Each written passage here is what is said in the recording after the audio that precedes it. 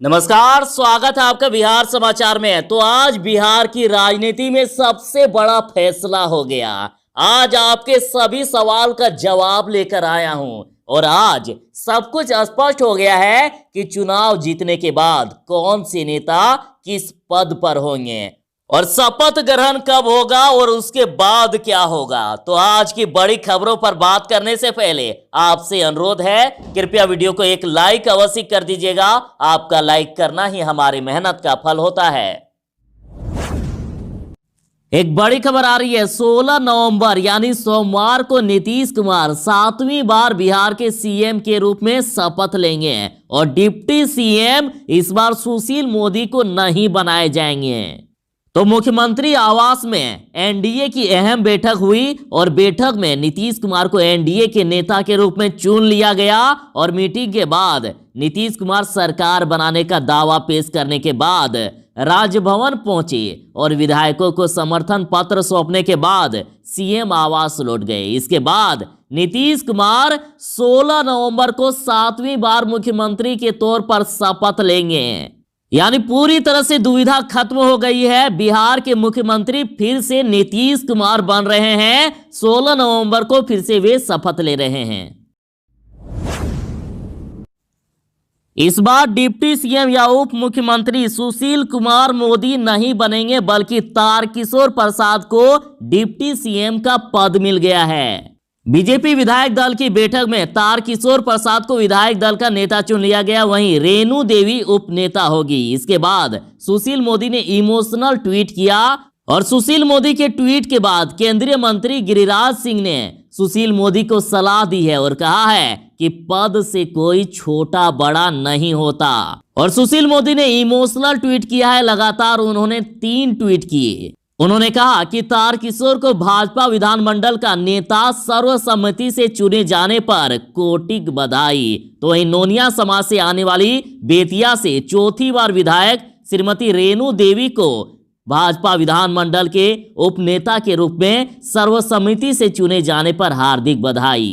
तो वहीं उन्होंने आगे कहा कि भाजपा एवं संघ परिवार ने मुझे 40 वर्षों के राजनीतिक जीवन में इतना दिया कि शायद किसी दूसरे को मिला होगा। आगे भी जो जिम्मेदारी मिलेगी उसका निर्वहन करूंगा और कार्यकर्ता का पद तो कोई छीन नहीं सकता।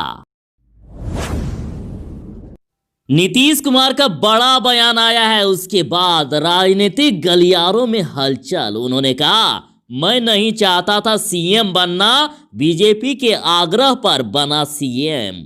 सीएम नीतीश कुमार जी ने कहा है कि मैं चाहता था कि मुख्यमंत्री बीजेपी से कोई बने। उन्होंने साफ कह दिया है कि इस बार मैं नहीं चाहता था मुख्यमंत्री बनना।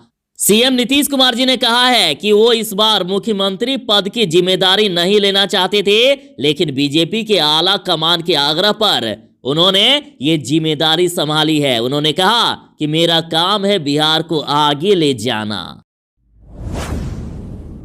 बीजेपी नेतृत्व के निर्णय से पार्टी के बड़े नेता नाराज और कहा, नेतृत्व का निर्णय समझ से परे और कोई फायदा नहीं होने वाला है इसका। तो बीजेपी विधानमंडल दल की बैठक नीतीश कुमार के सरकारी आवास पर हुई, जहां विधायक दल का नेता और उप नेता के नाम पर मोहर लग गई। बीजेपी ने इस बार वैश्य और अति पिछड़ी जाति से आने वाले ऐसे नेताओं पर भरोसा जताया है जिसके बारे में बिहार के लोग ही नहीं जानते हैं।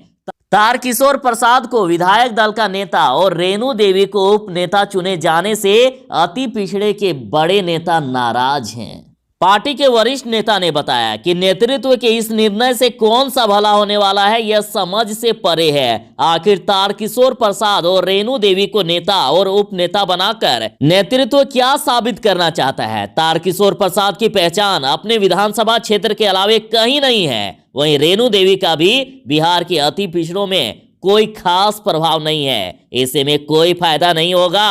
उन्होंने कहा कि हमने अपनी बात नेतृत्व को बता दिया। सीएम नीतीश कुमार ने कहा है कि शपथ ग्रहण के बाद होगी कैबिनेट की बैठक। तो नीतीश कुमार ने संवाददाताओं से कहा कि सोमवार को दोपहर 4 से 4:30 बजे के बीच शपथ ग्रहण समारोह होगा। उन्होंने कहा कि अभी सभी घटक दलों के नेताओं के साथ हमने राज्यपाल को एनडीए के निर्णय के बारे में जानकारी दे दी है। उन्होंने कहा कि शपथ ग्रहण के बाद कैबिनेट की बैठक होगी, उसमें तय होगा कि सदन की बैठक कब बुलानी है ताकि सदस्य का शपथ ग्रहण हो सके। मंत्रियों की संख्या के बारे में पूछे जाने पर उन्होंने कहा कि कितने लोग शपथ लेंगे ये भी तय हो जाएगा।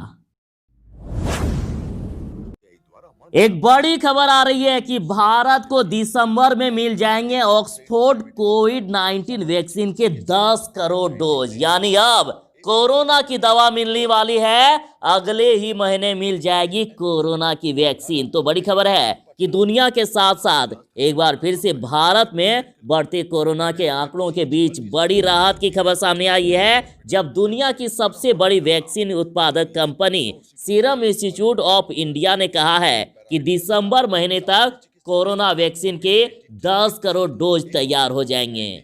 और सीरम इंस्टीट्यूट के सीईओ ने कहा है कि शुरुआती डोज भारत के लिए बनाए जाएंगे और बाद में अगले साल की शुरुआत में वैक्सीन को अप्रूवल मिल जाने के बाद अन्य दक्षिण एशियाई देशों में भी वैक्सीन डोज भेजे जाएंगे। आपको यह भी बता दूं कि सीरम इंस्टीट्यूट वैक्सीन के 100 करोड़ डोज बनाएगी, जिसमें से 50 करोड़ भारत के लिए और 50 करोड़ डोज अन्य दक्षिण एशियाई देशों के लिए होंगे। और सबसे खास बात कि अब तक 4 करोड़ डोज बन भी चुके हैं, 4 करोड़ कोरोना की दवा बन चुकी है। अगले महीने भारत को कोरोना की दवा मिल सकती है। बिहार चुनाव में हार के बाद महागठबंधन में फूट, कांग्रेस ने आरजेडी को लेकर कह दी है बड़ी बात। कांग्रेस के पूर्व प्रदेश अध्यक्ष अनिल शर्मा ने ट्वीट करके आरजेडी पर निशाना साधा। अनिल शर्मा ने लिखा है कि बिहार में आरजेडी के नेतृत्व की महागठबंधन की सरकार नहीं बन पाने के लिए कांग्रेस को जिम्मेदार मानना अनुचित है। उन्होंने कहा 1995, 2000, 2005 और 2010 के विधानसभा चुनाव में तो कांग्रेस का साथ गठबंधन में नहीं था, फिर भी राजद को पूर्ण बहुमत क्यों नहीं मिल पाया था।